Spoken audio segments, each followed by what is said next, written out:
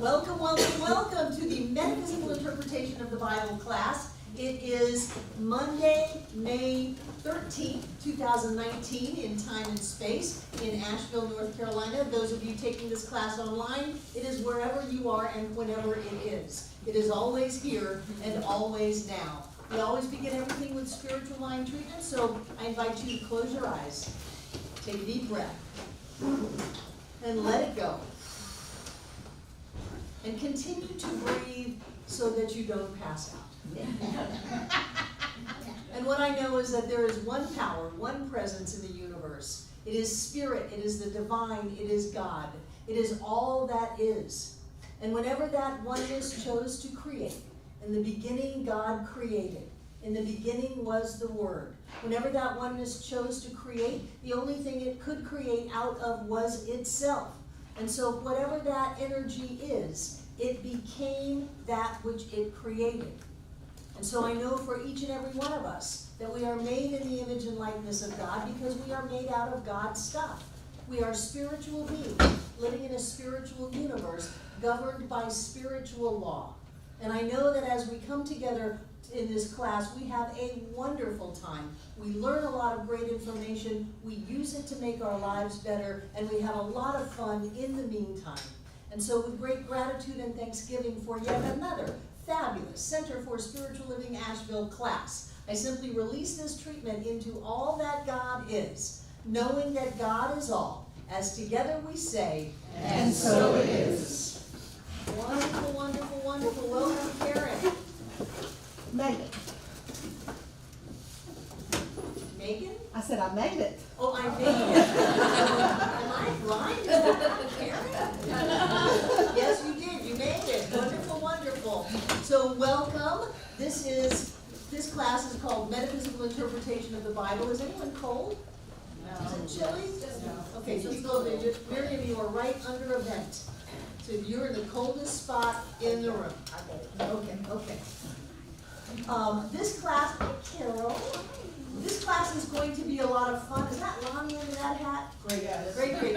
This is going to be a lot of fun. I am committed to it being fun. So some of the rules are, there is no book, there is no homework, and there's going to be ample opportunity for discussion. We're going to use some basic keys to unlock these scriptures of the Bible.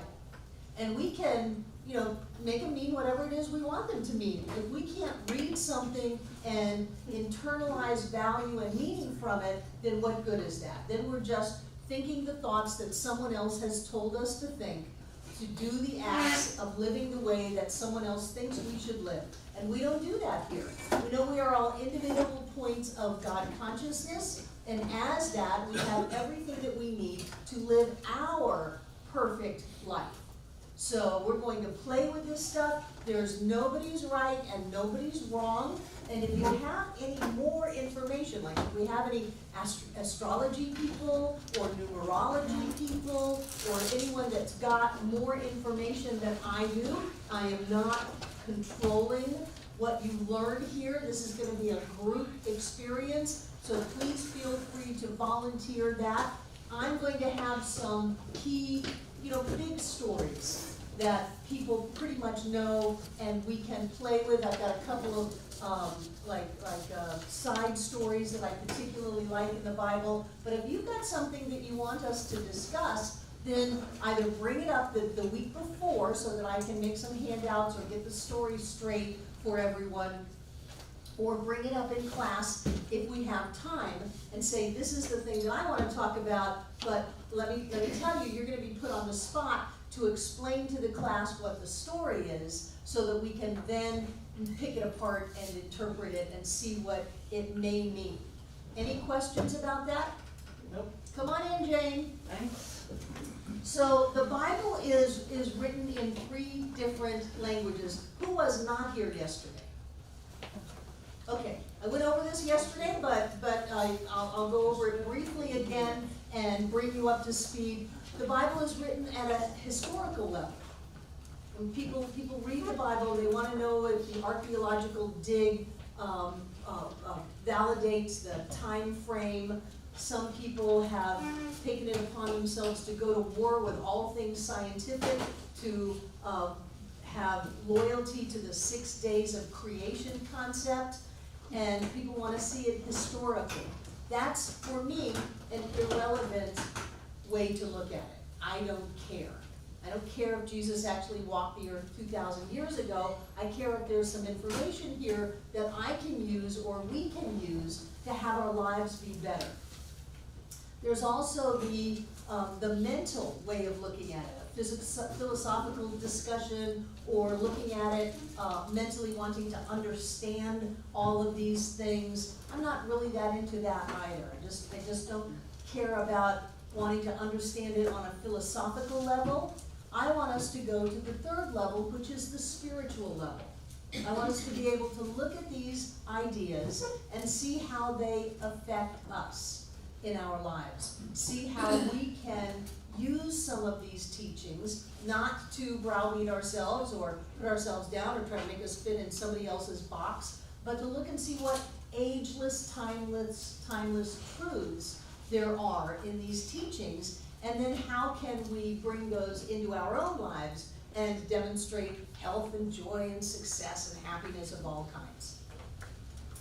Do you remember when Jesus said, after some of the conversations with his disciples, excuse me, for them that have ears to hear, or eyes to see? What that is referring to is the fact that in the Eastern mindset, things were spoken about at different levels. And so there would be the outer meaning, which was the general meaning of face value of these stories. But then there was an inner meaning. There's an exoteric, or an outer meaning, and then there's an esoteric, or an inner meaning of all of the stories in the Bible. And so what we want to do is we want to look at that and say, well, this is the face value, but this is the deeper value, the deeper meaning. And remember, the Bible was written in the Mideast, and that is a different mindset than we have here. So we're going to look at all of the metaphor, which is saying one thing but meaning another, without the wink wink. You know, every time you do a wink wink, that's a metaphor.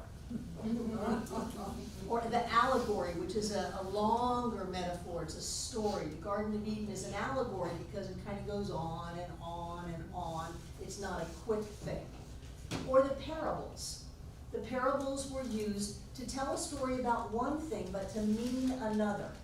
And so all of these different ways of teaching have an outer meaning and an inner meaning. And keep in mind that the Eastern consciousness was to tell stories to teach people, but not necessarily stories that meant exactly what they said. And that these stories have been told for thousands and thousands of years. These are the cultural mores. These are the teaching methods of a society to say, this is a good thing to do, and this, not so much. To be able to bring people into this consciousness that says this is the way we want to live.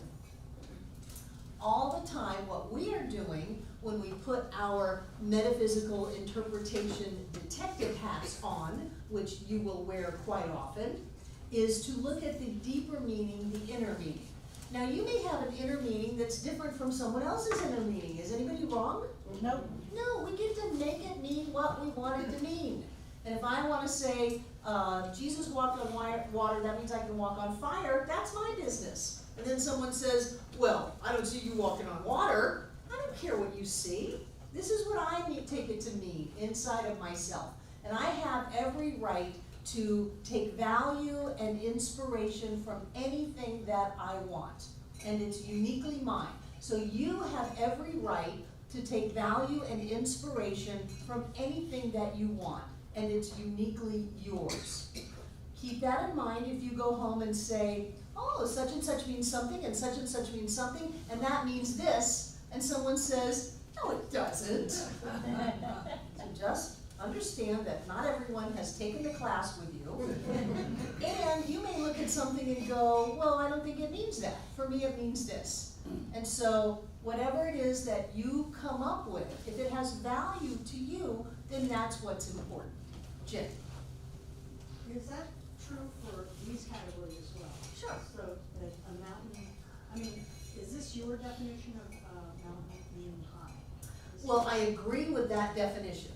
Okay. That in my experience, when I'm feeling exalted, when I'm going up on the mountaintop, then I'm at a high state of consciousness. And when I'm in the pits, down low, then I'm in a low state of consciousness. So I agree with those, but these are actual translations of the Hebrew words.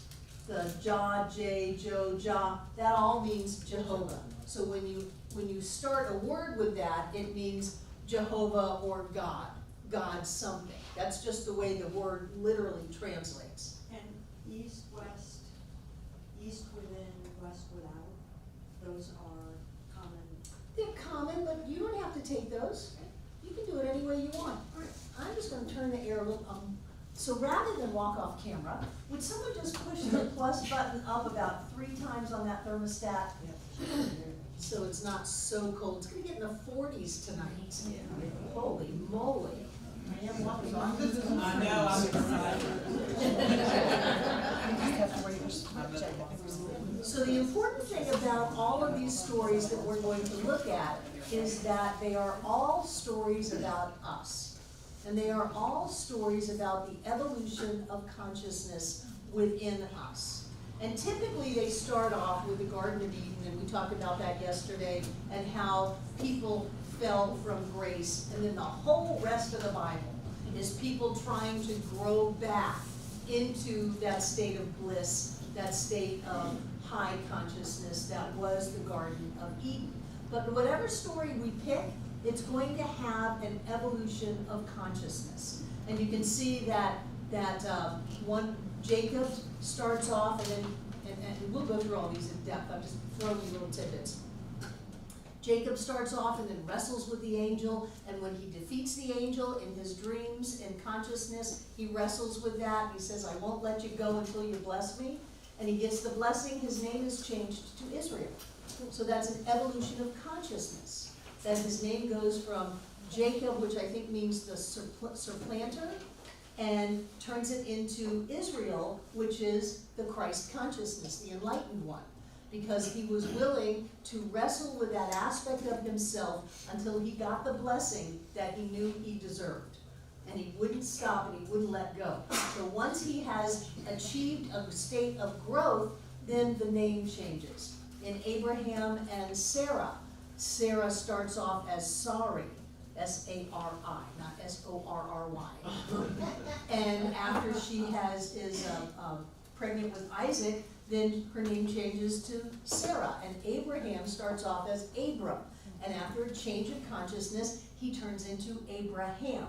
And so there is this evolution of consciousness in everything in the Bible. And when you look at that, then things don't look like there's some awful thing happening to somebody just because there's an outside angry God who likes to screw with people on planet Earth. That's not what's happening. Everything is happening within us. We are all wrestling with our own angels. We are all traveling through the desert. We are all climbing the mountaintop. We are all doing all of those things as we grow and evolve spiritually. So it's all our story, just us. This whole class is going to be about you. Doesn't matter what's happening to the person next to you. It's all about you. Places in the Bible are thoughts. They're either thoughts or states of consciousness. So when the Hebrews went to Egypt as slaves, they went into a consciousness of bondage, even though the Egyptians have no record of that. I thought that was fascinating. I don't know if that's true or not. I may say a lot of things about the Bible that I have no really real way to validate, but I think it's fascinating that if we take a book that has been so indoctrinated into so many people in our culture and say, maybe this is true and maybe it's not. Maybe this is valid and maybe it's not. I'm gonna find out for myself. Then we have taken power back from outside sources and brought it back into inside sources. So it doesn't matter if Egypt has any records of the Hebrews being slaves for, what was it, 700 years? That would make sense, because 7 is the number of perfect completion. What matters is, to what state of consciousness of bondage do we enslave ourselves? And how long are we gonna be there? We're gonna be there a perfect completion.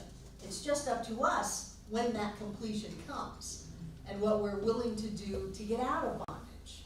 So we have places in the Bible are states of consciousness. And when someone moves from one place to another, you immediately know that they are changing in consciousness. Hopefully, they're growing in consciousness, but not always. Sometimes they're going down in consciousness, and then they've got to work themselves out to get out of that and to have their lives work. Many, many things in these stories are thoughts. So where we have these states, these places of where we are in consciousness, we also have things that are thoughts. People in the Bible are thoughts. That's why it's important to start understanding what their name means, what their nature means, so that those thoughts are easier to identify. Christ is what kind of a thought? Supreme consciousness, cosmic consciousness, enlightenment, anything like that.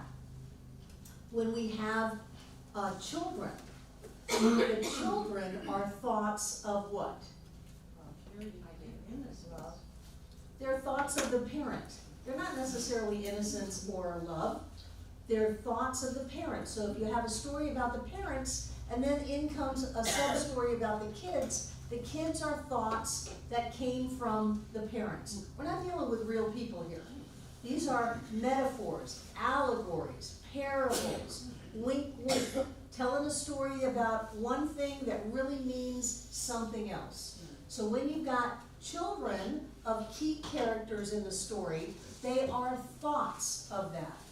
When you have water, and this is in alignment with Carl Jung, that water symbolizes the subconscious mind.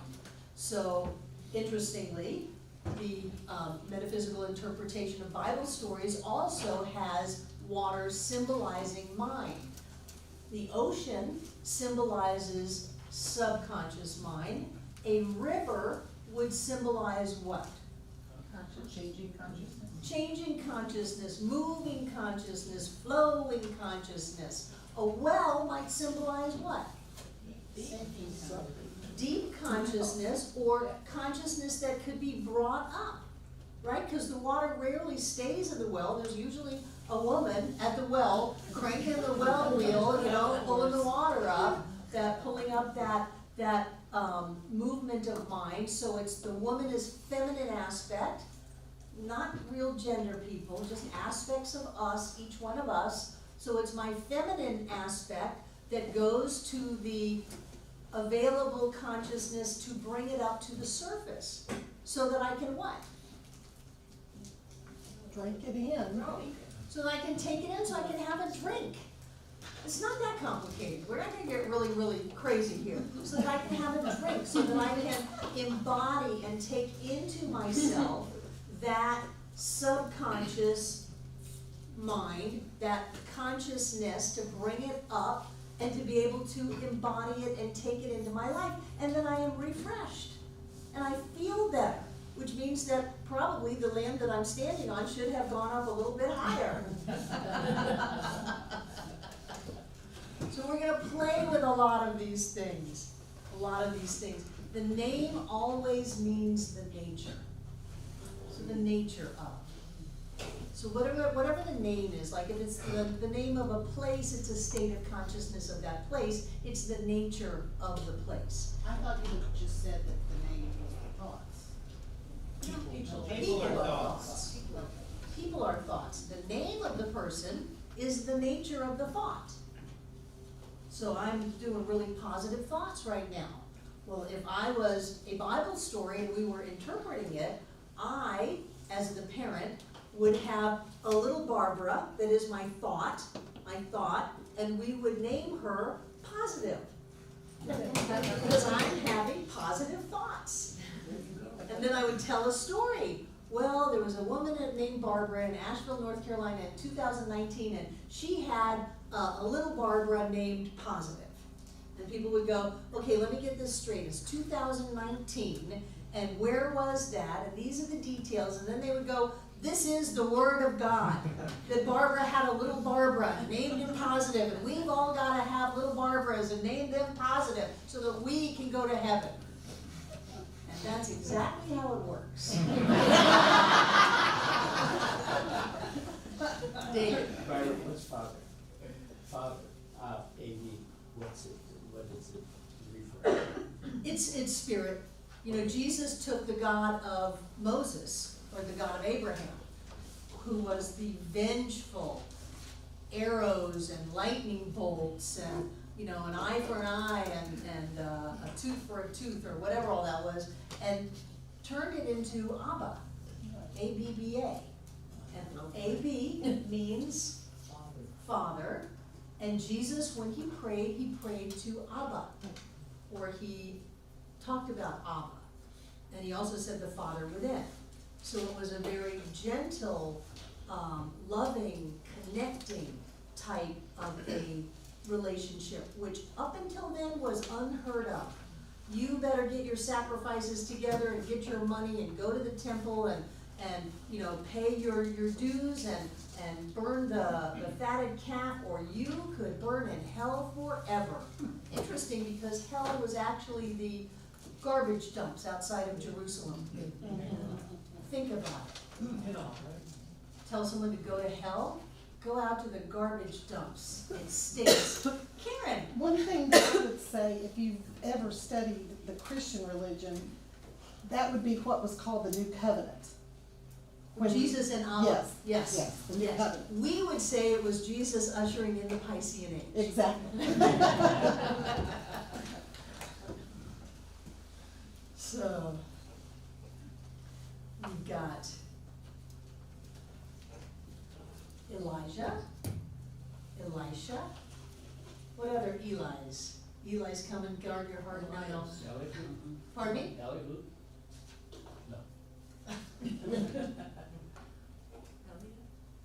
No, not English names, Bible names. Oh, Bible?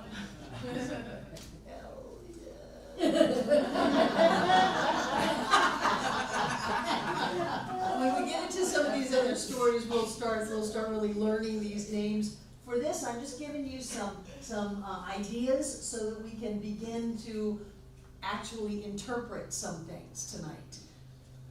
Bill. I just wanted to say that the concept of hell in Judaism is to be without God.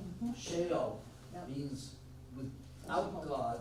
If you have God in your life, you're not in hell. If you have no God in your life, you're there. Right. Nothing further need be done.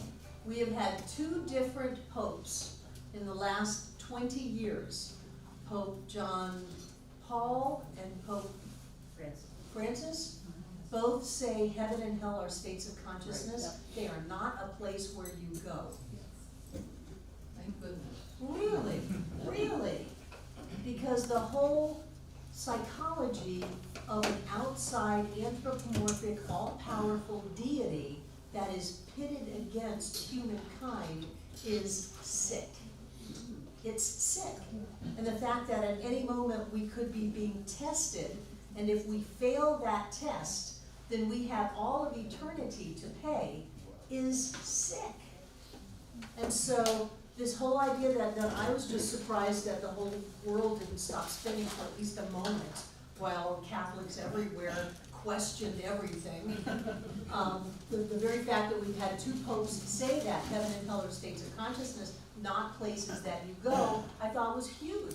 And for me, it's a sign of the evolution of consciousness of people on planet Earth, that we are not so locked in to that fear, that limbic brain, that fight or flight response of worrying about an all-powerful anthropomorphic deity that is everywhere present, that's always watching you, even under the covers, to see what it is you're doing or not doing, and will punish you. And that's psychologically, that's crazy-making stuff, which may be why we've all had a bit of a crazy culture for a while.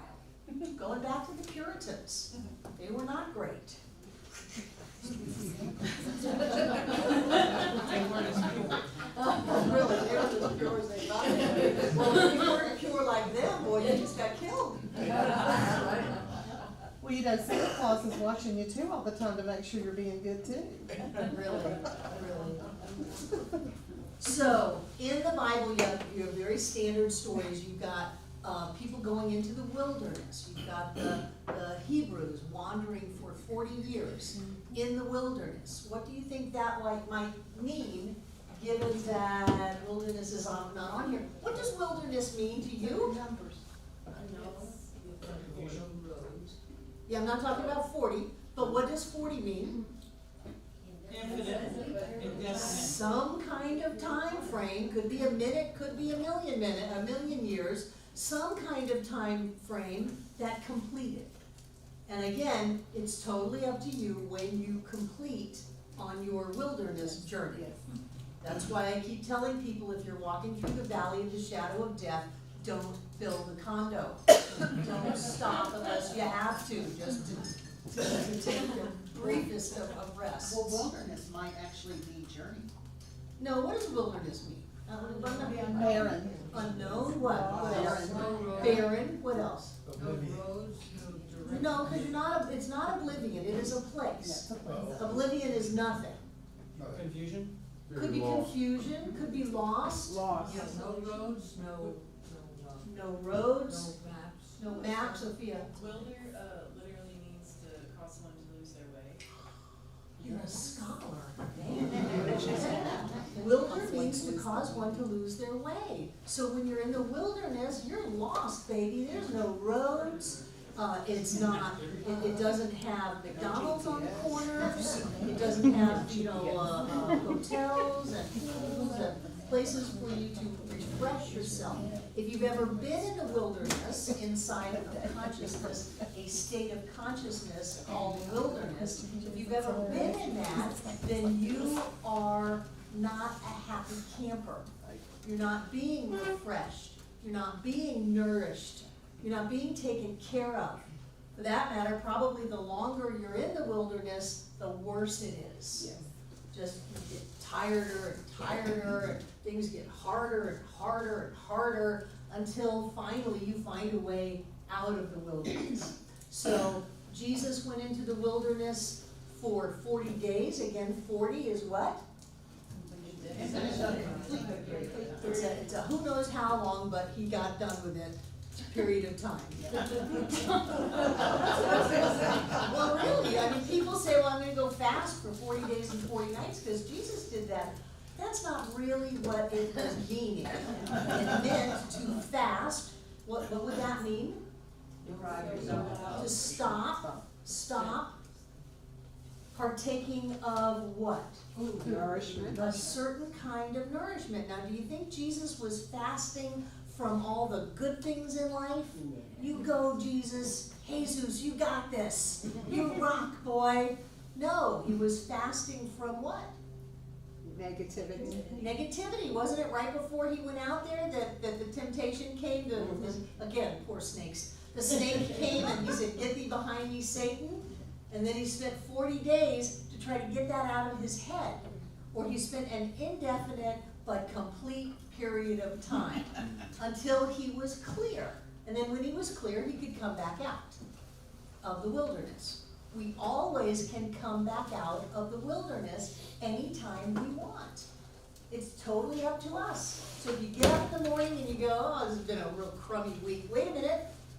I've been 40 years, 40 days, whatever it is, my 40 is done. I choose today to be number 41. So I am over my indefinite but complete period of time of wandering in the wilderness, and I'm off to the promised land. Milk and honey, great hoopla, lots of fun.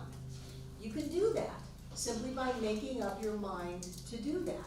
And when you read stories in the Bible or hear them, it's important not to fall into that kind of consciousness that says things can come out of the blue and knock me flat. I didn't have anything to do with it. There's some outside power that is just taking it out on me, and I don't have what I need. I don't have what it takes to be able to pull this enlightenment thing off. No, that's not what they were written for, although they have been preached that for a long, long time. So don't let anybody con you into thinking that there is any outside power that is out to do you wrong. Remember, you got 2 popes already. Who knows what the third one will do? He might go around and say, God's inside of you, God's inside of you, God's inside of you, God's inside of you. I actually heard Joel Osteen say that the other day. He said that Jesus came to teach us that God is an inside God. And I thought, he also taught Joel Osteen, that huge mega church guy that is teaching science of mind without giving us credit. You know, Robert Schuller took classes from Ernest Holmes. He took classes from Bill Hornaday, not Ernest Holmes. We still have people in the movement that sat in classrooms in LA next to Robert Schuller, learning science of mind. When John worked for Robert Schuller, he went into his office one day and there was a science of mind textbook on his bookshelf. Interesting, I heard Joel Osteen talk about it's not happening to you, it's happening for you. And I thought, gosh, Gary Simmons wrote that in a book. You can minister. It's all about it's not happening to you, it's happening for you. So this stuff is percolating out, like trickle down economics, trickle down spirituality, trickling down into the hearts and minds of people because we are ready to hear it. That life isn't stacked against us, that there is no outside power that wants to hurt us or keep us down, that there is only that one presence. In the beginning of the Bible, it says God created. God created out of what? Did God go down to the God Ace hardware store and get the heaven and earth pack, the Lego set, to create physical form? No. It was only spirit, and spirit could only create out of itself because that's all that there is. And how do you create out of yourself? If I'm going to create out of myself, I have to be that which I create. I become that. And so spirit being one creates everything and everyone out of itself by manifesting itself as it, as us. So there's no outside power because there is only that which we are, which is all of the power, all of the glory, all of the prosperity, all of the health and wholeness and miracles and magic, all of that stuff as us now. And when we can start looking at stories in the Bible, or I told you I'd teach you how to interpret anything, you can watch a movie. We just saw Star Wars. That is such an easy metaphysical interpretation. Star Wars. Let's interpret Star Wars. Okay, let's not. Let's move on. So we've got mountains are a symbol of a high state of consciousness. A house is a state of consciousness, and that's Carl Jung also. Yeah. Carl Jung says that the fireplace of a house is your heart. So if you have a dream of a house with a fire in the fireplace, it means that your heart is blazing with love. If you have a dream of a house with a fireplace and there's no fire in it, it tells you that you want to do some work on not your heart chakra and not your physical heart, but on that energy of love that is in your consciousness. And that's Jungian psychology, archetypal imagery. So we've got houses are consciousness, Any kind of light means illumination, whether it's a candle, whether it's the sun, whether it's the stars or the moon or whatever it is. You know, that's your idea of illumination. That's why Jesus said, don't put your light under a bushel. He wasn't talking about we go around holding a candle and put it under a bushel. He wasn't talking about that. It's not the outer meaning. It's the inner meaning, that light that you are, that illumined consciousness that you are. Let it shine. Let it shine out. Can I have something? Have we ever said no, Jane? Okay, I just wanted, I was thinking of Lucifer, and that's light too, yet he was a devil, so how did that? What is a devil? Well, I just don't know. Neither do I, other than he was second to the angels. But he's fallen and everyone's supposed to be We've all fallen, fallen. right? I would encourage Lucifer to get back up. I think Lucifer's gotten a bad rap. And this is allegory, this is parable, this is metaphor. So what would Lucifer mean in us? The great temptation, right? Pardon me, Brenda? Our dark side. Our dark side. Has anybody ever done any therapy? You deal a lot with your dark side, the shadow self. And maybe we just fell out of consciousness for a while and need to come back. We just fell out of consciousness for a while and need to come back. That's it. That's it. What was the joke at Easter? We need to give thanks to the person who made Easter possible, and that's Judas. But truly, if we don't have that, then we're not going through the cycle. And it's not no pain, no gain, but we all have our Judases, we all have our serpents, we all have our Lucifers, we all have that, but that doesn't mean that they are not a perfect manifestation of our consciousness as God. It doesn't mean that they're not God in form. It's got to be, otherwise we have God is all there is except for Lucifer. God is all there is except for Judas. God is all there is except for every snake in the world. I'm not going to kill snakes because of the Bible. That's crazy. Just crazy stuff. So when we see these stories, we're going to say, first of all, everybody in the story is who? Us. You. You are everyone in the story. And then when you can see that everyone in the story is you, you can start looking at, how do I do that? What do I do? Because it's so easy to blame. Isn't it easy to blame? And as soon as we blame somebody else, we've lost it.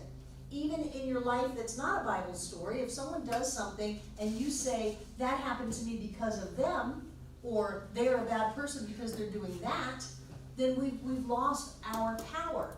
If we can look at that and go, what is it in me that sabotages myself, that trips me up, that doesn't handle things the way that I want them to handle, doesn't keep my word, whatever that is. What is it in me that hurts? You know, how am I hurting myself? Because it's only me. So we're going to look at ourselves in all of these stories. Water tent, again, temporary. See tents? Things are changing. Stay tuned for next week. Egypt, Eden is bliss, within, without, above, below. That's just some of the ideas. Every reference in the Bible has to do with various stages of awareness within the individual. So as you're moving from one name to another, from one city to another, from one house to another, from one family to another, it's all evolution of consciousness.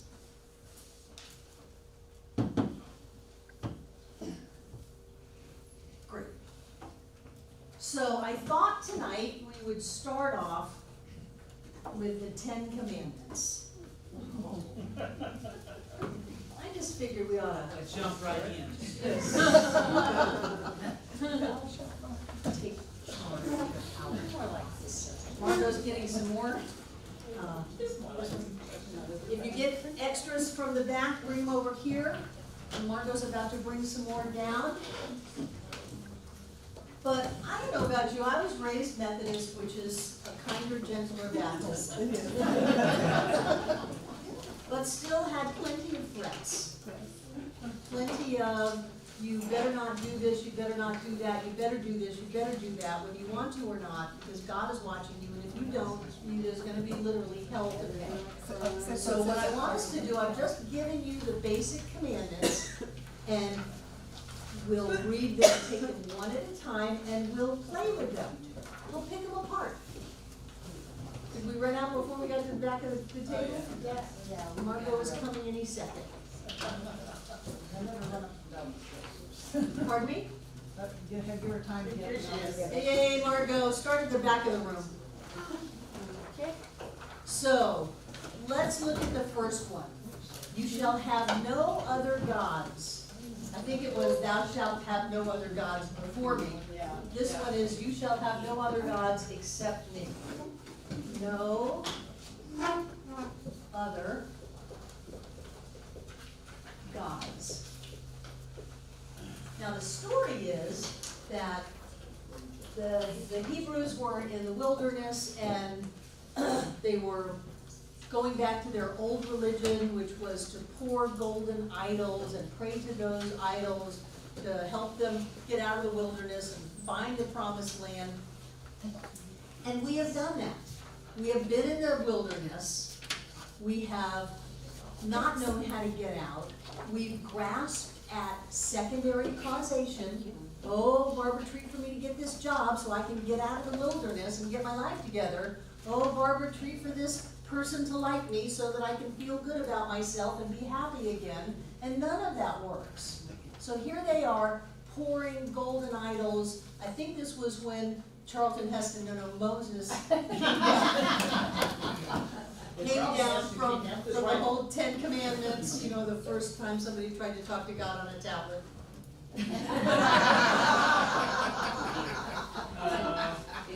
Came down after having this amazing spiritual experience and said, oh no, these people are praying to the little consciousness. They're grasping on the little consciousness. So the first thing, which really is the basic commandment, if you can get it clear, is to only have one connection with spirit. So, right here and right now, put your little hats on, your detective hats, metaphysical interpreters of the Bible, and let's start looking at what this might mean. What is it to have other gods? Duality. Duality. Who said that? B. Yes. Duality. No. When you move into duality, we all learned yesterday, you get cast out of the garden, and you've got to, eat by the sweat of your brow and labor in childbirth. I did that, I was not impressed. What else might this mean other than no duality? Believe in yourself. Believe in yourself, Bill. This might mean that you can get trapped by other things in the world, like mammon, wealth. Sure. You're worshiping something that is not primal. Mm-hmm. So when we look at spirit, God, the divine, the one, at the absolute level of first cause, then that is our connection with the whole shebang, the whole universe and beyond, all of the power, all that spirit is inside of us. When we start looking at things in our world, golden idols, money, people, positions. I mean, have you ever lost your position? Have you ever gotten a divorce and just not known what was left of you?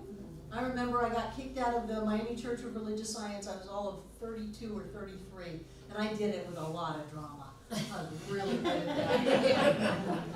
But there was a year where I had no idea who I was. And so I had to go through that and find myself, because I was worshiping a false idol, which was, I'm Barbara Bonacorso. I'm 30 years old, minister of a 500-member church in Miami. I am hot stuff, and that's who I am. That's not who I am. I'm an amazing person, but that's not who I am. Bill?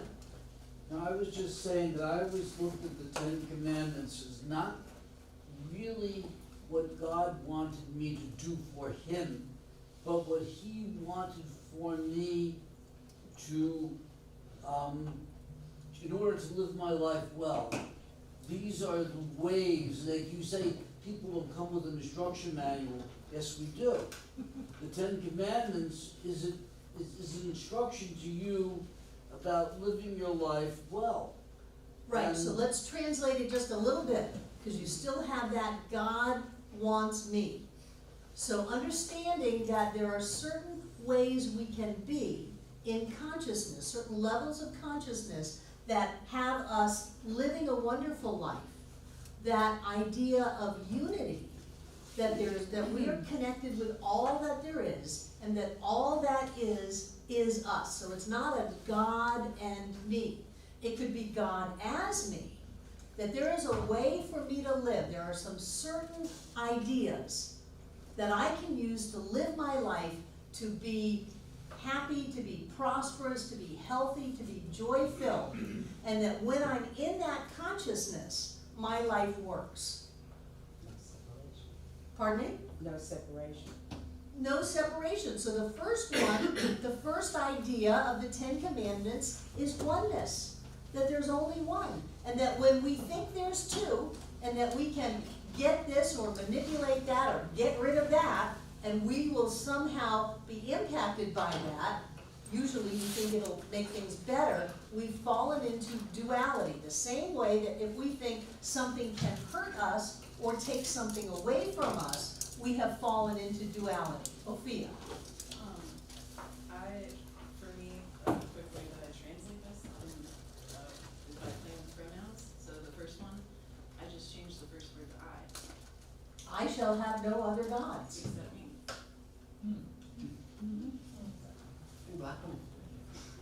I shall have no other gods except me.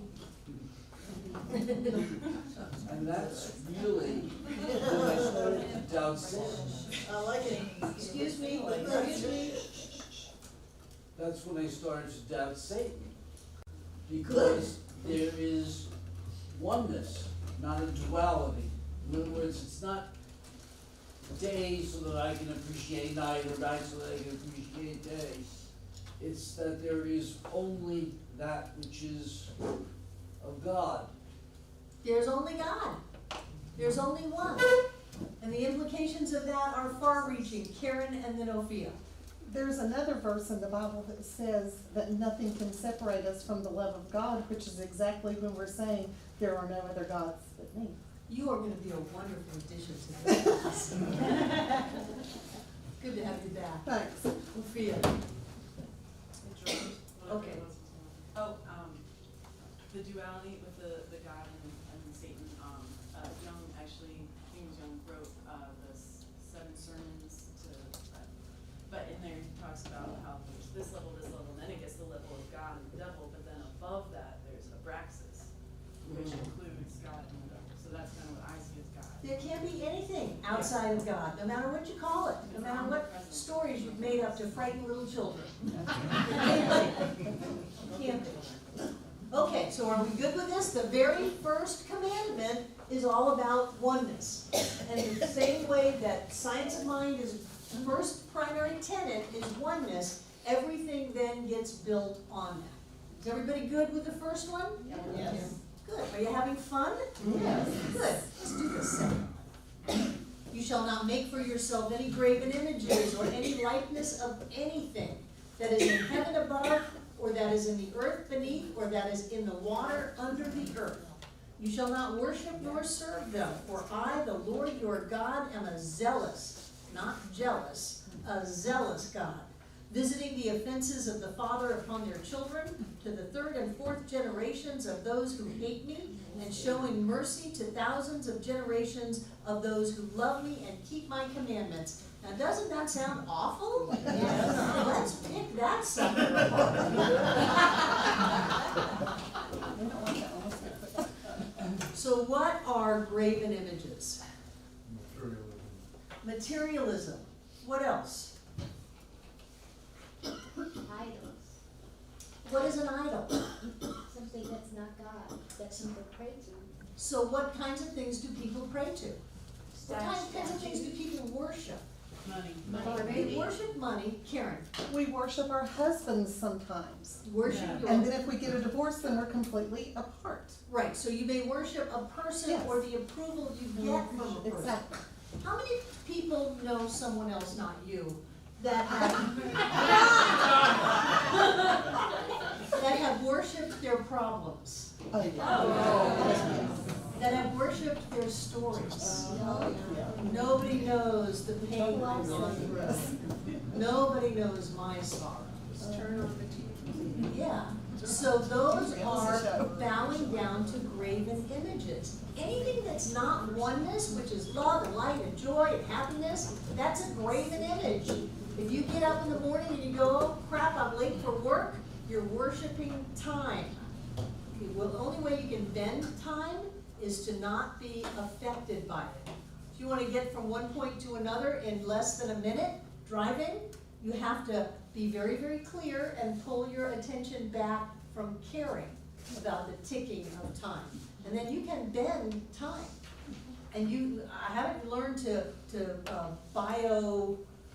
what's it called when you're in two places at once? Bilocate, yeah, but I can bend time. And you can't bend time if you're upset. That's You can't bend time if you're in a hurry. So if you're upset, you're worshiping a graven image. If you think, time, I'm late, I don't have enough time, I don't have enoughs, are worshiping graven images. I don't have enough money, I don't have enough time, I don't have enough opportunity, this is not gonna work, those kinds of things. And what happens when you do this, so, or anything like this, anything that is heaven above, where would that be? This is not talking about heaven as a spiritual state, this is in the skies above. So that would be an uplifted consciousness. The birds are in the sky. Everything is a thought in the Bible or a state of consciousness. So the thoughts in the higher state of consciousness, and we go, oh, well, I'm worshiping this, but I'm so spiritual with it. I'm worshiping my Deepak Chopra and Oprah 21 days of meditation, and I'm so spiritual now, but that's making me holy. No, it's a graven image. It's just in a higher consciousness, doesn't mean it's oneness. Or in the earth beneath, and where is that? A lower consciousness. David Mark. Could be, all graven images are effects, you're absolutely correct. So whether they're high spiritual effects, or whether they're low, whether they're in the lower level of consciousness, which would be the ground, and then he takes it even lower, which is the water under the earth. What is that? Subconscious. So if you have something that is your outside power, it's your outside God, it's a graven image, and even if it seems to be very spiritual, you're very holy, doesn't matter, it's a graven image. If it's a lower consciousness, like, oh my God, how am I gonna pay the rent? The standard, mundane consciousness, it's a graven image. And even if you don't know you're doing it, if it's in the subjective realms, the subconscious of your mind, then you are still worshiping it. Why in the world do you keep picking people like that? I often say to people that I see over and over again. Why do you keep picking jobs like that? Why do you keep picking people like that? Why do you keep putting yourself in that situation? What is going on in your subconscious that is something that you're worshiping? And what you're worshiping is, oh my gosh, I can't do this. I'm gonna lose. Things are gonna be taken from me. I don't have what it takes. That's duality. And so he is saying that you don't even get a pass on your subconscious, that you don't consciously know you're thinking. Phil. The question is really, what is symbology? Since we always use symbology in things, and does symbology mean the actual substance, or is in place of.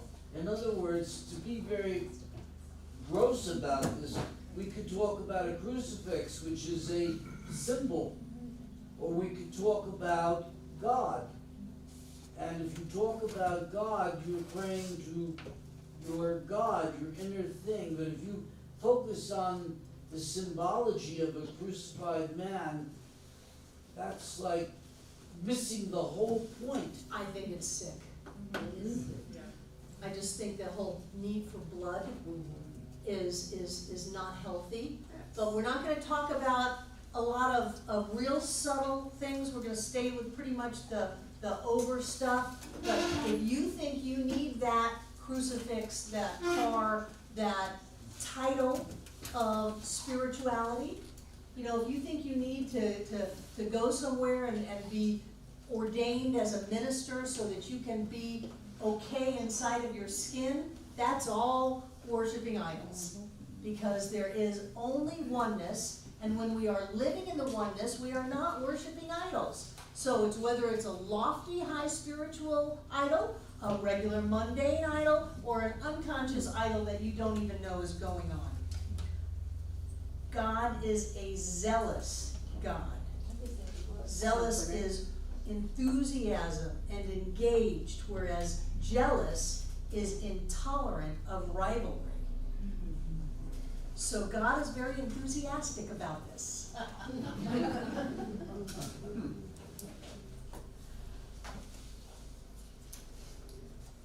Visiting the offenses of the fathers, that's us, upon their children, that's our thoughts, to the third and fourth generation. What does that mean? Isn't that just awful that children should be born into this world and have to pay for the sins of their great-grandparents? It's ridiculous. It doesn't mean that. It doesn't mean that at all. What does it mean? Does it mean negative thoughts beget more negative thoughts? Negative thoughts beget more negative thoughts, yes. And that's not being done to us. That's what happens when we give our power away, when we disconnect, when we live in duality, and we start obsessing about things. Then we think, and the thought creates another thought, and creates another thought, and creates another thought, probably for 40 years, some undetermined but complete period of time, until we decide to get out of it. Barbara, that's why we have sleeping pills, because we can't get it off our mind at night. That's why you have sleeping pills. Now notice that the offenses to the children for those who hate are third and fourth generation. Seems like a long time until you get to the rest of the sentence. And showing mercy to thousands of generations of those who love me and keep my commandments. Now what does that mean? It's fixable. It's fixable. And when you are in alignment with oneness and love, that's going to carry you through the thoughts begatting thoughts for thousands of generations. Because that is truth, that is your true nature, and it's easier to stay in alignment with love than it is with hate. Right? So doesn't that take it from there's this awful being out there that's just set out to screw me over, to, whoa, these are ways that I can live, that I can make my life better. Okay? Let's take a break.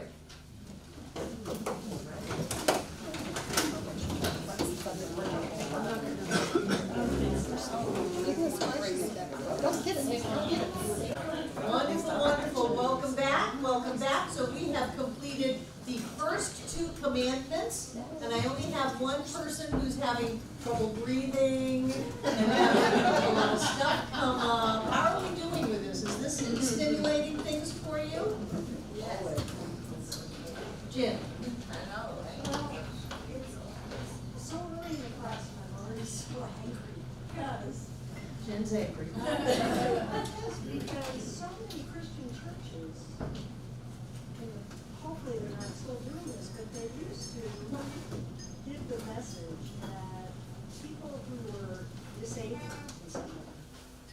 were paying for the sins of their fathers. That's horrible. It's just. That some kind of a differently abled experience is a punishment. Well, it's the same thing as karma.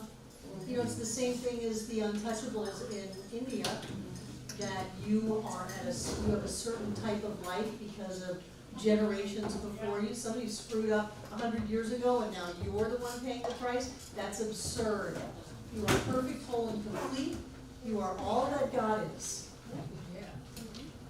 Or children born Who said what? I just said, or children born, you know, and out of a union that is not a legally married. Well, the whole thing is I ridiculous. know, I mean, just the name bastards and. Children born out of wedlock, or children, babies who have not yet been christened or baptized, that pass, and they can't go to heaven. That's absurd. It's like such a sick mindset that is for the purpose of controlling the masses. That's all that it is for. Yeah. And it's absurd. So consider yourself changers of consciousness, way showers, light bearers, to bring a kinder and more gentler humanity into consciousness. Bill? Karma works if you believe it. If you think you deserve what you're going to get. You can change your You karma get at it. any moment. As Yeah. you say so often, if you name it, you'll claim it. Right. Right. Sandy? I always thought that children knew more than we did because they haven't been on this plane long enough to have knowledge. None of this stuff is real. Yeah. Children that go to purgatory, people who are punished physically or emotionally, or, you know, your husband left you or your wife left you because you are this kind of a person, or God forbid you should lay with another man or with another woman, you know, it's just absurd. Jesus hung out with 12 disciples. Think of that.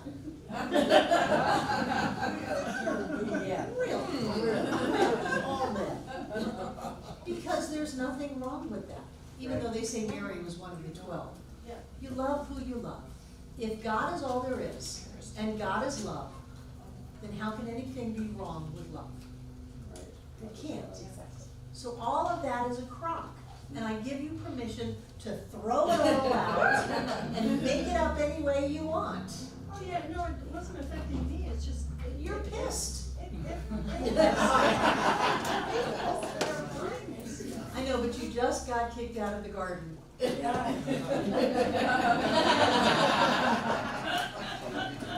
an easy way to process it? Whoops, I just fell from the garden. I guess I'll get back in there and have some fruit.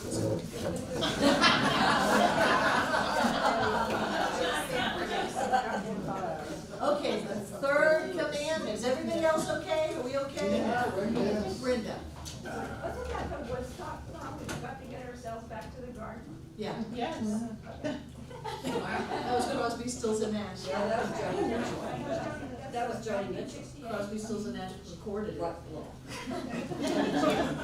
the last song, I just thought about that, that's the one with. Maybe we should have David play it. Yes, Since we're on absolutely. a hippie kick. That's right. Okay, number 3, you shall not take a false oath in the name of the Lord your God, for the Lord will not declare him innocent who takes an oath in his name falsely. What the heck is that talking? What is name? You should not take a false oath in the name of the Lord your God. What is name? Nature. Nature. So what would taking a false oath in the nature of spirit be? Jennifer? Having a negative thought, really, really believing it, committing yourself to it. Okay, see? Just relax, everybody. It's gonna be okay. For the Lord, another word for Lord is law. The law, spiritual law, takes what you give it and does what? Gives it back to you. gives it back to you how? Exactly as you put it up. Where? In this moment. Manifests it. Spiritual law takes what you put in it and shows up as it, manifests it. The law will not declare you innocent who takes an oath in his name falsely. So how can you set spiritual law in motion with a limiting negative thought and word and act, and then say, oh no man, I'm innocent? And spiritual law goes, okay, right, you don't have to experience the effect of your causes. You don't have to outpicture your thought forms. You can be innocent. He's saying that's not possible. It is not possible. If you move into the nature of the law and you put something in there that is false, it's duality, it's not oneness, it's two-ness, then you're going to experience the effect of that cause. You can't get away from it, but it is not a person on a cloud that's doing that to you. Who is doing it to you? We are. And if we're doing it, who can undo it? Me. We can. Bill. Does that include a sitting president? Bill, if you do not learn how to love Donald Trump, you are missing a great gift. And those people who think they can walk the spiritual path and hate them are sadly misgiven. You must love. And geez, Donald Trump is just going to the spiritual gym, picking up some weights. Okay. Guy, what was Mother Teresa said, oh no, you're a conservative, I'm not gonna take care of you on the streets of Calcutta? No, no, you have to, and I don't say this jokingly, you pay a price for not loving. And somehow the spiritual community has taken it upon themselves to give themselves permission to fall out of oneness and love and into duality and hatred. And they think that because it's Donald Trump, it's okay. I want to tell you, it is not okay. It'll make you sick, it'll make you poor, it'll wreck your relationships, and it will kill you. And I'm not saying that metaphorically. Breezy and then Miriam. But does that mean? What? Support? No, you don't have to support him. To love your mother, does that mean you have to support her or ever even talk to her? No, but you have to love her. Okay. You have to love him, Miriam. Love and compassion, same? Sure, sure, wouldn't you, of all the people who need a little compassion, wouldn't you think Donald Trump is one? He's playing with the big guns. He's got the button. We want to put all the love and support and compassion that we can. We surround that man with love. Light and love and wisdom and clarity and intelligence. He has to be open to accept it though. No, he doesn't. You're the practitioner, Betty. Betty, your client does not have to be open to squat for you to demonstrate in their life. You can change the world. You want to change the world? Love Donald Trump. I'm not kidding. Pegatha. Well, I was gonna ask because, you were talking about, I think I just lost the thought. Never mind. Okay. Can I ask a question about number 3? Yes. So is this the same commandment that you shall not take the name of in vain? Yeah. So instead of false oath, but in vain. Oh, is that what this is? Yeah, that's what this is. I took it from a more modern Translation, yeah. I was gonna ask Karen, but you know. I would tell you, Yeah. Karen is our resident Methodist minister. So thank you for being. Well, my dad is one, I'm just one removed, okay? Can I just say something here too, because it may not be pointed, it might be, I don't know, for someone, but Louise Hay had this wonderful thing that she said years ago where if you manifest something and you don't like it, just change it. Yeah. Yeah. If you created it, just uncreate it. Yeah, just uncreate it and make it what you want. Like if you asked for a guy that was tall and the guy you ended up with is short, just change it because you were probably thinking for a short guy instead of tall guy. Yeah, just change it. control of your life, Exactly. then you can do anything. Yes, Not to blame. As soon as you blame yourself, you've locked into it. exactly. Oh, I can't believe I created it. Oh, my consciousness is awful. No. You created it. You can create anything else. But if there's some guy up on a cloud telling you what your life is going to be like, then you can't do anything. Exactly. So be the one who created it to begin with, and then empower yourself to change it into something else. Yeah. Pegatha. It seems to me in our last class that we learned something about you should not treat for other people if you don't have their permission, or you can't send love and light. And yet we were just talking about surrounding Donald Trump with love. So, I know inside of my own consciousness that he is divinely guided. He is guided. He grew up in Norman Vincent Peale's church. Yeah. He prays before every cabinet meeting.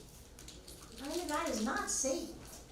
So I know that he's divinely guided and directed.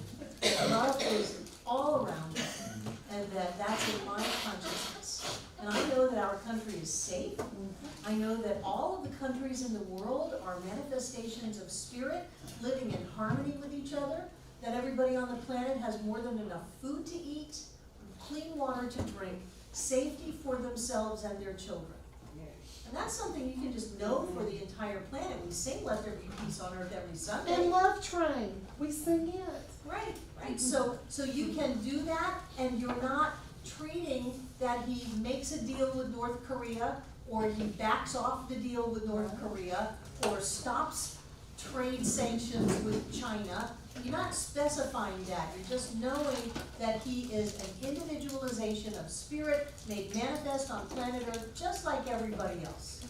Just like everybody else. Yes, you can do that for anybody. We have the line of Mama goes over us, Mountain Area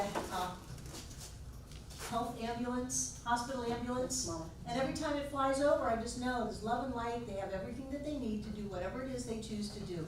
I'm not saying, oh, I know that they live and that their bones are mended and their organs are back in place. I don't know any of that. That's not my business. But I can always know that they have everything that they need, that all is well. And I like to visualize light because I like the way it looks, and I like the feeling of love. But truly everything is known inside of yourself. You're not sending it to anybody. So, number 4, remember the Sabbath day to keep it holy. 6 days shall you, that's a shall, not shy, shall you labor and do all your work. But the 7th day is a Sabbath to the Lord your God. In it you shall not do any work, you nor your son, nor your daughter, nor your manservant, nor your maidservant, nor your cattle. How did the cattle not work? Nor the sojourner who dwells in your town. Geez, I typed terrible. For 6 days, I don't know what that says. For in 6 days the Lord made heaven and earth, the seas and all things that are made in them, and rested on the 7th day. Therefore the Lord blessed the Sabbath day and sanctified it. So, let's take a deep breath. What is 6? Work. For everything there is a time, a season. So 6 is a period, a cycle of work. It doesn't mean 6 days on planet Earth where the sun goes up and the sun goes down. But on the 7th day, what is 7? There's gotta be a completion to your work, right? If you don't have a completion to your work, then you are what's called burned out. So what does it mean when you keep something holy? Take care of it. You take care of it. Respect. You respect. You give yourself time to deal with your own emotions, with your own feelings. You meditate. You So you begin have, to you may have some understand spiritual practice. You may come to Center for Spiritual Living Asheville, or watch us online. You may do that. You're staying in alignment with oneness, with love, with your connection to all that is. Now you may have periods of work that go for long periods of time, and your Sabbath may be really quick. I think this is talking about balance. living in balance. Not working yourself to death, because when you work yourself to death, pretty soon you're going to be bowing down to false idols. And we've seen what happens to that. Your good is not contingent upon what you do. I'll say that again. Yes. Your value, your good is not contingent upon what you do.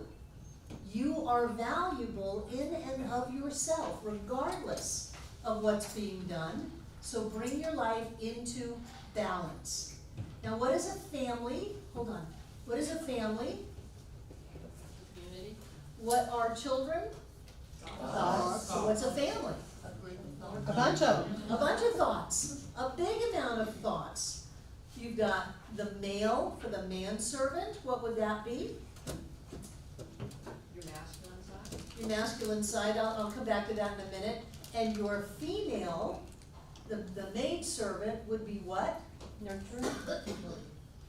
The feminine side. So feelings, female is more about feelings and the subjective nature. The male is more about conscious thought and the objective aspect of you.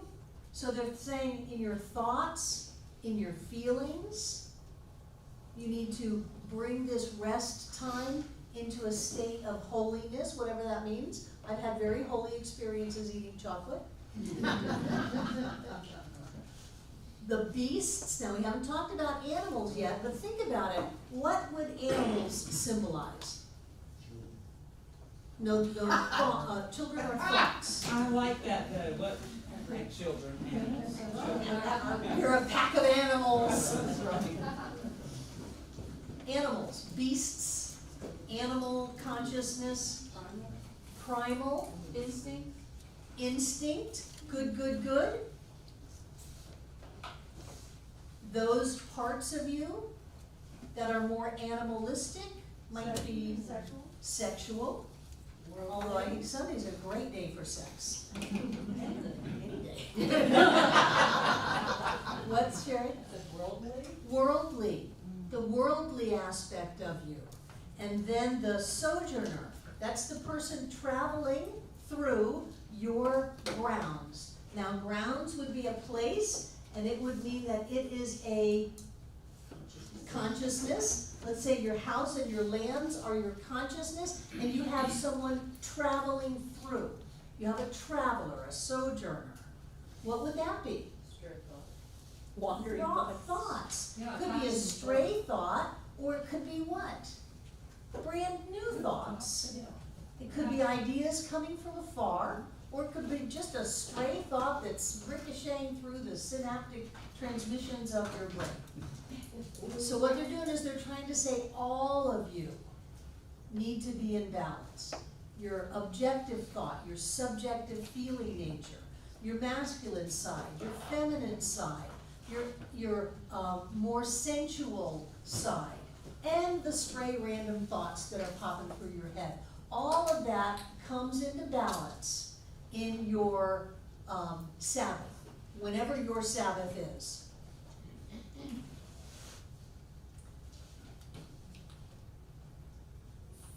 For in 6 days the Lord made heaven and earth, the seas, all things that are made in them, and rested on the seventh day. Therefore the Lord, the law, blessed the Sabbath day and sanctified it. So when you bring all of your thoughts and consciousness into a state of balance, and you bring it in as holy, you lift it into high spiritual awareness, you are blessed. And that is a commandment. Boy, doesn't that sound different? Mm-hmm. Very different. Can you repeat that one more time, please? No. Catch me while I'm talking. Okay, number 5. Number 5, honor your father and your mother, that your days may be long on the land which the Lord your God gives you. What does that mean? First of all, Jen wanted us to know it is the law that is giving us our land, and our land is what? Consciousness. Our consciousness. So what are we honoring? So that our consciousness is long. We're honoring our Father, which is what? No. Our masculine side. And we're honoring our mother, which is the feminine side. And our days, day has the sun, so what's a part of a day? Light, and what does light mean? Illumination, so that our illumination will be for a really long time. When we are in balance, again, it's about balance. Don't shut off your feminine side. Don't shut off your masculine side. Embrace all of you, and you will be able to live in illumination for a long time. I think it's great. Okay, we'll move it along here. Now, we've done half of them, and the first 5 all have one kind of a theme, and the second 5 have another kind. The first 5 are about the inside, and the second 5 are about the outside. And we start off with, thou shalt not kill. Stop killing. What kinds of things do you kill? Other people's joy. You kill other people's joy, you kill your own joy. What do you kill? First, I really have a question, whether this word should be killed or murder. I don't care. Whether we're translating it correctly. We're not. We are not translating this. This is over 360 translations just to get to the King James Version. Yeah, think about it. And many of these, for a couple of hundred years, it was before they were ever written down. So we are not translating this correctly. We are interpreting it for ourselves. So what do you murder? What do you kill? Your own kill. Yes, you do. Yeah, you do. Yes, you do. What do you kill? Jennifer? Judge. Anything you judge, you kill. What else? Your own spirit. Your own spirit. What else do you kill? Your own dream. Enthusiasm. Your own dream. Anger. Well, killing anger may not be so bad, but you probably get anger from killing things. Yeah. Bill? I just wanted to say we all kill to eat. In other words, we eat things that were alive. We terminated a living creature's life to eat. And that's why I said murder, because murder is very different than killing. But again, we're looking at the inner meaning. The outer meaning is you shouldn't eat meat. You should only murder broccoli plants and carrots. You know, that's the outer meaning. The inner meaning, or I've known people that will only eat fruit that has already dropped from a tree. Yeah, and nuts and fruit and seeds, yeah. That's not what we're talking about. We're talking about what we do to take the life out of things, usually inside of ourselves. And what this commandment is doing, very simply, I love the brevity of it, stop it. Quickly? With all the last 5, I actually, feel like, it's almost like saying it's impossible. Like, if. What's impossible? Like, if I am all there is, God is all there is, if it's all me, I can't kill me. Like, I can't, in the big picture, like, yes, I can kill this person there, but I can't kill me. No, you I can can't kill your steal. joy. Right, I can't steal unless it's from me, I can't Yeah. kill unless it's from me. Exactly. Exactly. Okay, you shall not commit adultery. This has nothing to do with sex with somebody else. It has nothing to do with that. What is adultery? Betrayal. Pardon me? Betrayal. Betraying, lying, making it in the outer meaning of a marriage, and you're sleeping with your neighbor, you have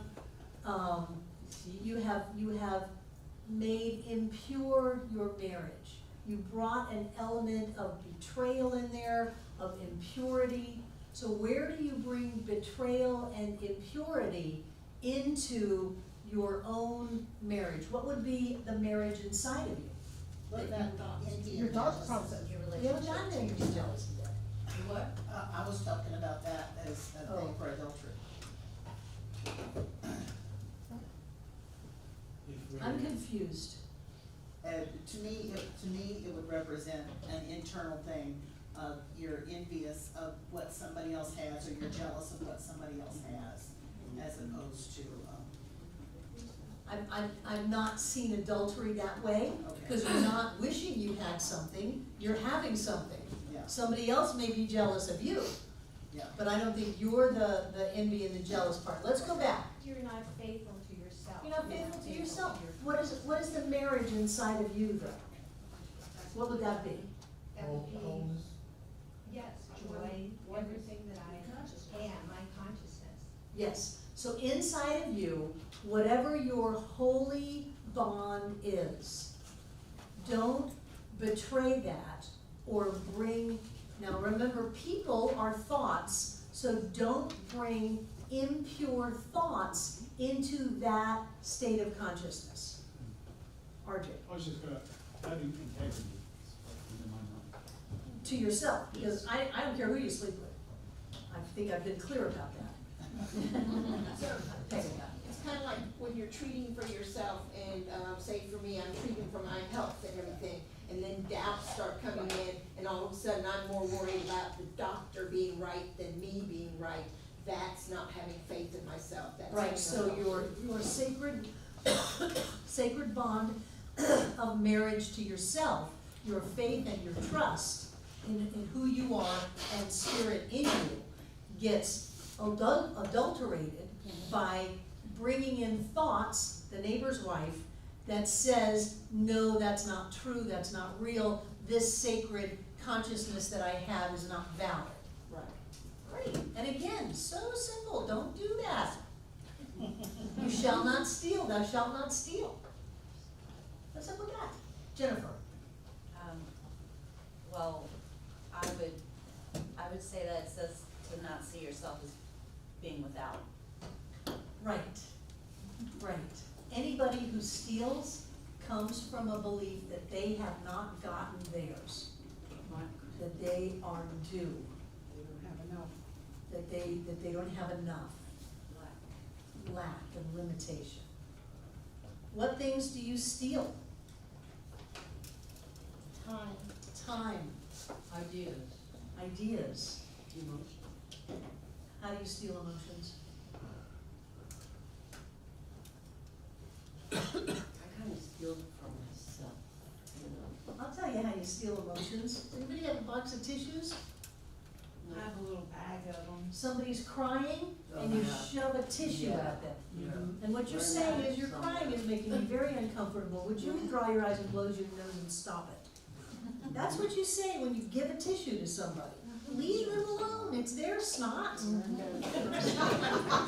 them alone.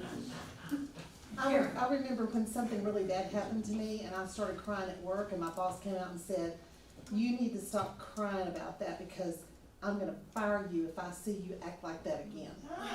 So he stole your He emotions. stole my emotions and it took me a long time to actually be able to release that because I needed to release it at the time. Well, understand that he has hell to pay. Exactly. Because he has those tears. If you find yourself actually stealing, please, whatever it is not worth it. It is not worth it.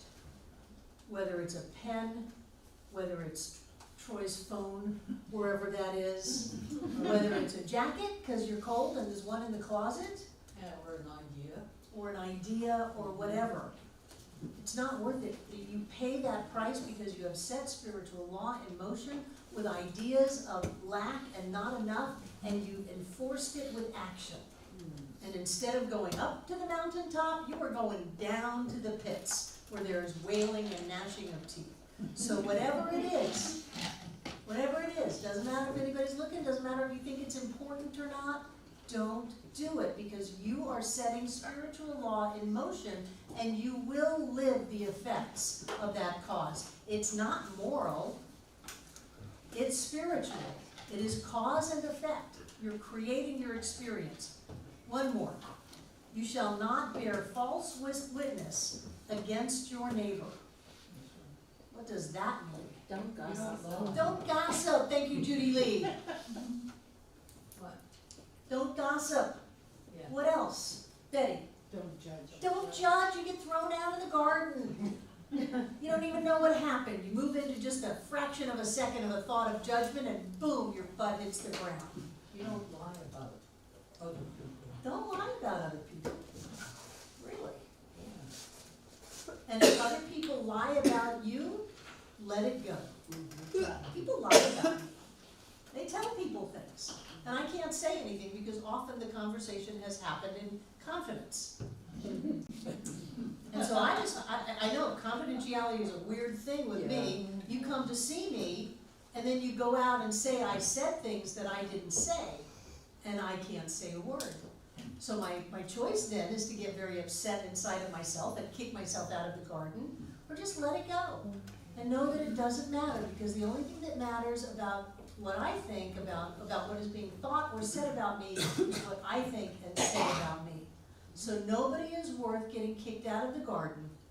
Nobody is worth your upset that you use to justify criticizing and condemning other people. It's not worth it. You're the only one that's worth it, because there's only one, and you are all of it. Somebody had their hand up. Yeah. RJ. And do not blame me because I make everything happen in my life. Right, right. And remember, blame comes right after shame. So if you're in shame, you kick yourself out of the garden. And now you're blaming. That's a good way to know what happened, is you're blaming. Oh, why am I blaming? What are these fig leaves? Hold on, Susan. You had your hand up and I said, give you a minute? I did not. Did anybody over here have their hand up over the end of number 8? Okay. Blaming is lying. Well, it is, because nobody makes you do anything, nobody hurts you, nobody takes anything from you. That's right. Right, right. Hold on one second, Bill. Let's finish number 10. You shall not covet. What is covet? Want as if you don't have it. Right? Right. Your, do you have judgment in there? You could. But do you? This is about you. No, I don't. Then no. Okay. Do not covet your neighbor's house. Oh, if I could only be spiritual like them. If I could only demonstrate money like them. If I could only create that physical healing like them. You are coveting your neighbor's house. You shall not covet your neighbor's wife, which would be what?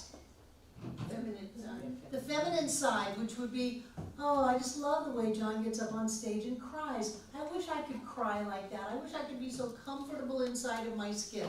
No, you are coveting your neighbor's wife. Nor his manservant, which is what? Nor his maidservant, back to the feminine. Nor his ox, nor his ass.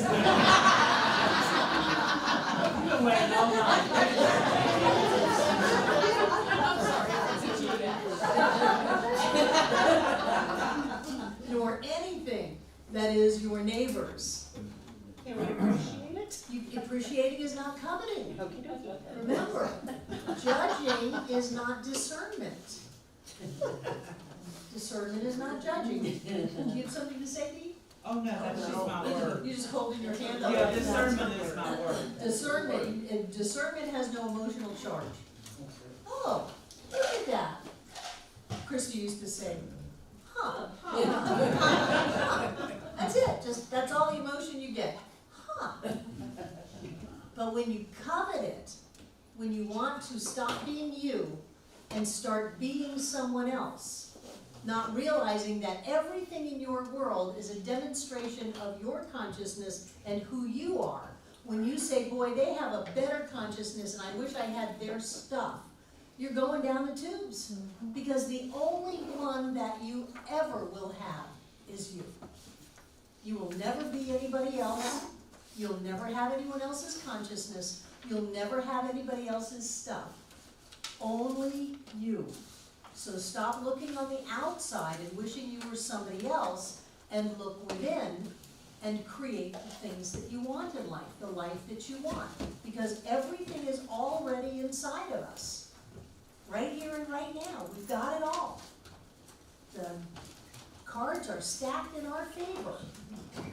Because we are the deck. We are the dealer. We're it. So if you can look at these as guidelines to experience a better life, then you have an opportunity to experience a better life. Hold on, Judy Lee. I told Bill I'd come back to him. So I was just looking at this, and in the opposite, you see people sometimes testify in court about something. Later on, we find out the evidence doesn't support them, and in fact, the wrong person may end up in jail. And the DNA has proven that many times that we have incarcerated the wrong person. And therefore, anything beyond incarceration is unthinkable to me. I'm not sure what this has to do with anything. I'm not sure that To bear false witness. But the thing is, Bill, is that studies have shown that you can have 4 witnesses to the same accident, and they have 4 different stories. They're not bearing false witness. We don't have good memories. One person swears it's a red car, one person swears it's a white truck. One person swears they came from the east, one swears they came from the north. Well, can I just tell you something that happened? When I went to law school, they had the door slam open in the middle of the lecture, and the professor was shot 4 times, down on the floor, everything. And then he gets up and he yells at all of us, write it down. And you Don't came talk up with about it, different write things. it down. Yeah. You know that in about 120 students with their glasses on, in bright light, could not agree if it was a man or a woman, if it was Well, black Bill, or a that's not white bearing person, false witness. or Bearing false anything, witness is almost intentional. anything else. The only thing they could agree on, thickest gun they ever saw. Bearing false witness is intentional, and you do not want to intentionally demean or defame anybody. Hold on, Brenda, I'm up to Judy Lee, and then Brenda, and then we're gonna close. I had a conversation with that supreme being one time, asking what this whole, 10 Commandments thing was all about. And the being said, it's about building walls, that you're building walls inside yourself where you wall yourself off from your good, your blessings, your feelings. And it really was, as I looked at killing and stealing and those sorts of things, there's no way I can feel good about me when I'm in the middle of So it's experiencing about those. taking down walls. Right, Yes, Yeah. good, thank you for that. not Trumpian walls, but walls Brenda. that. Out of the garden you just finished.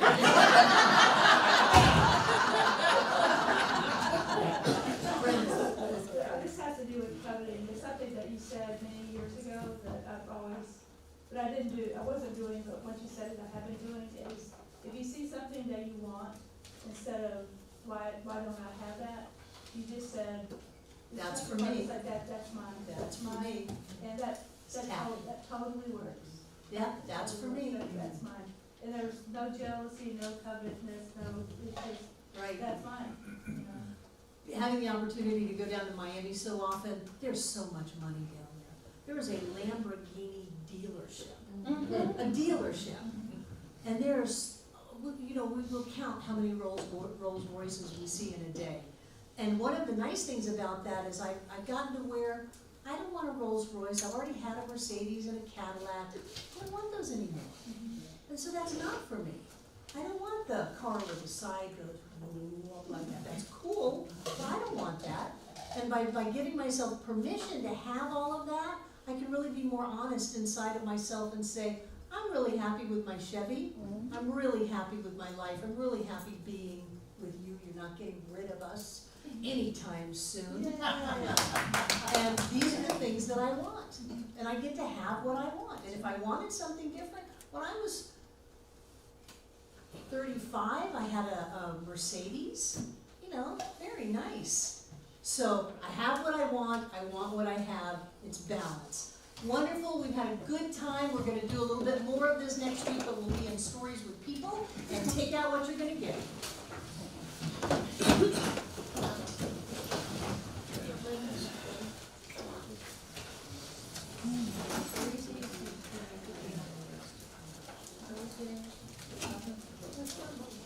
And what I know is that God is the source of all supply.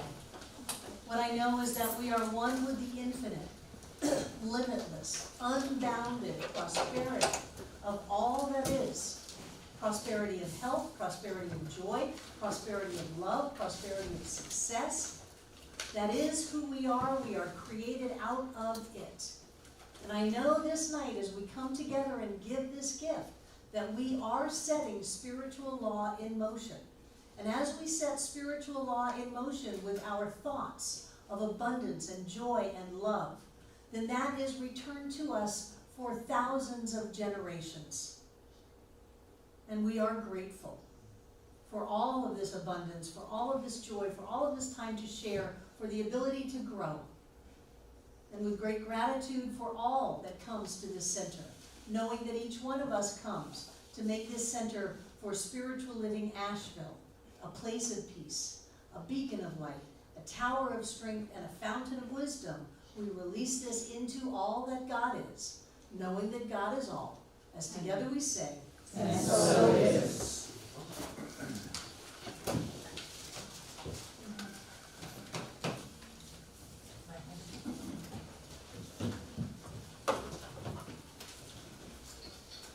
Just feel it grow.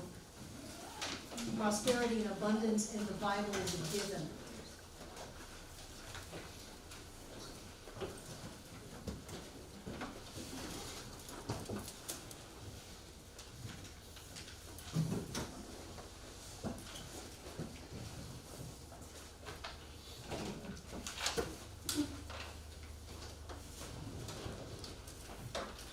And I know everything in these baskets is blessed. Because every time we give anything, that which we are goes with our gift. There is only one. And so we had something and we put it out into a basket, but there is no separation. So I see it as golden light, because I like gold and I like light. I see it as golden light pouring forth from each of us, filling up this room from the floor to the ceiling, and then all between the walls.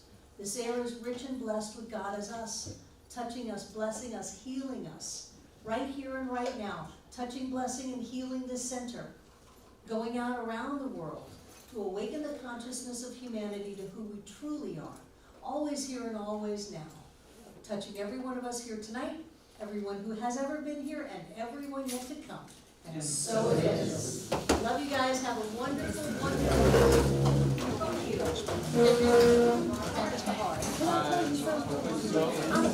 Thank you.